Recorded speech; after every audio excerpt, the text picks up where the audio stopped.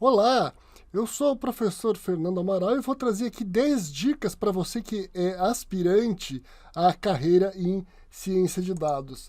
Então, a primeira dica que eu trago aqui, é que ciência de dados não é só machine learning. Não há dúvida que machine learning é, eu diria assim, a área de conhecimento mais importante, a mais significativa, né, quando a gente fala em ciência de dados e quando a gente fala de carreira em ciência de dados. Mas você deve ter consciência de que não é só isso, né? Um cientista de dados ele deve conhecer, por exemplo, né, bancos de dados não relacionais, ele deve ter proficiência em linguagem SQL, ele deve conhecer boas práticas de visualização, ele deve ser capaz de utilizar ferramentas de construção de relatórios e dashboards, deve ter boas noções de estatística básica, né? Por exemplo, você precisa saber o que é um teste de hipótese, o que é um intervalo de confiança, você deve conhecer, por exemplo, algoritmos de otimização, você deve ser capaz de fazer um teste unitário no seu código, e você deve saber, por exemplo, o que é um sistema de controle de versão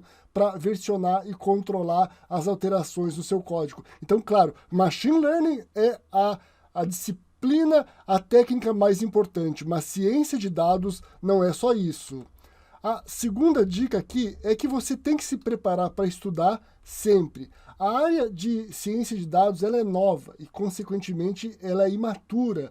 Ela está em constante mudança, em constante evolução, seja em termos de técnicas, seja em termos de linguagem, de frameworks, tudo está mudando muito rápido.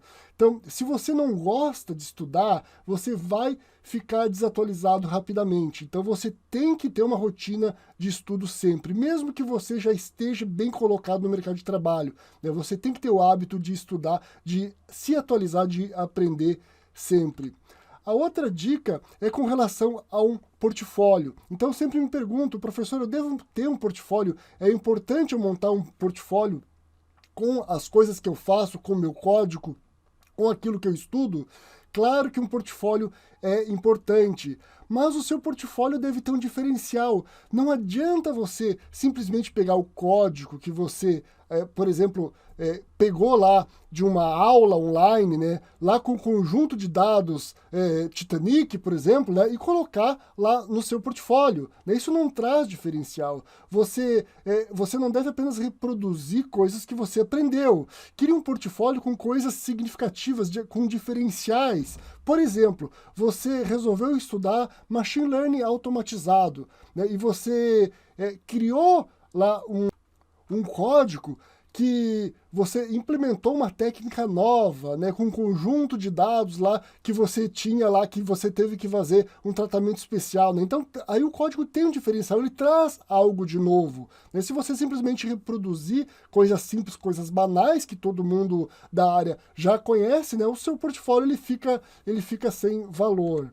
E a outra dica, né, dica número 4, é que por mais que você tenha um portfólio, por mais que você tenha um currículo cheio de experiências, né, você tem que estar preparado para demonstrar o que você sabe. Você tem que demonstrar os seus conhecimentos técnicos, as suas habilidades de comunicação, o inglês, se for requisito para a posição. Demonstrar o que você sabe. Pode ser através de uma simples entrevista com o pessoal da área técnica da empresa, pode ser testes online, pode ser um desafio que vão passar para você desenvolver, mas seja qual for a forma, você tem que estar pronto para demonstrar o que você sabe, o que você colocou no seu currículo, que você conhece, o seu conhecimento. A quinta dica é não subestime o inglês. Mesmo que você não pense em expatriação, né, que você não pense em trabalhar no exterior e que você não queira trabalhar remotamente para uma empresa estrangeira. Claro que você encontra oportunidades que não exigem inglês, mas não se engane, a maioria, as melhores oportunidades são para aqueles que têm um domínio deste idioma. E você não precisa ter um inglês fluente, você deve ser capaz de, no mínimo, manter uma conversação em inglês com a pessoa que vai lhe entrevistar, que vai lhe conduzir durante o processo. Uma outra dica importante é que você não precisa ser necessariamente um cientista de dados para entrar na área de dados. Claro que se você for olhar lá o mercado de trabalho para a área de dados, você vai ver lá de forma dominante cargos para cientista de dados. Mas existem outras funções que são relevantes, analistas de negócio, gerentes de projeto, né, com especialização, com especialidade, com domínio em projetos, em dados. Então existem várias outras profissões na área de dados. Se você não tem, se você não gosta especificamente da área de ciência de dados, em que você tem que codificar, em que você tem que escrever código. A outra questão importante é você ter um planejamento do seu estudo. Não adianta você comprar 200 cursos, se inscrever em 2 pós-graduações, se você vai abandonar tudo. Então tenha um planejamento. Faça um planejamento do que você vai estudar, do que você quer aprender. Claro que seu plano, o seu planejamento, ele vai mudar. Isso é natural. A única coisa certa de um plano é que ele vai mudar. Mas você tem que ter um guia, você tem que ter um rumo de como você vai entrar para a área de ciência de dados.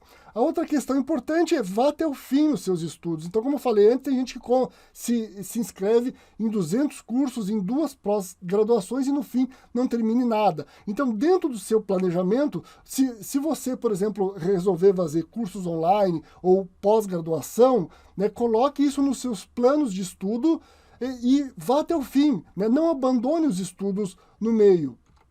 A 9ª dica é escolha o que é mais importante. Você não vai poder saber de tudo, você não consegue aprender tudo. No máximo, o que você vai conseguir é saber um pouquinho de muito. E não é o que o mercado procura. O mercado ele procura especialistas. Então, foque no que é mais importante. Foque nas disciplinas, nas linguagens, nos conceitos que são mais importantes. E, ao mesmo tempo, aqui a dica número 10, busque um diferencial.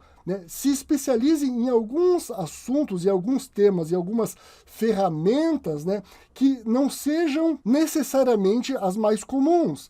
Então, por exemplo, em vez de estudar o banco de dados NoSQL, no SQL mais comum, o mais usual, o que o mercado mais use, o que o mercado mais usa, aprenda também um banco de dados que não é tão comum.